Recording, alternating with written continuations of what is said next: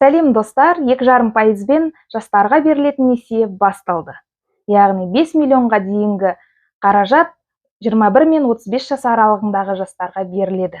Шағын несиені 5 жылдан 7 жылға дейін береді. Яғни мал шаруашылығы үшін 7 жылға береді. Несие беру мерзімінің 1/3 бөлігіне жеңілдіктер қарастырылған. Яғни алғашқы 5 жылдың 1,5 жылына сіз несиені өтемеуге болады. Қалған айлары несиені бөліп төлейсіз. Бұл несиеге қатысу үшін ең алдымен сізде ИП болу керек. 5 жылдан асып кетпеген ашылғанына.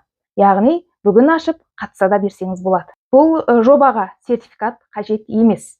Несиені алу үшін құжаттарды агрокредиттік корпорацияға өткізесіздер. Олардың мекен-жайы мен телефон номерін Агрокредит KZ сайтынан ала аласыздар.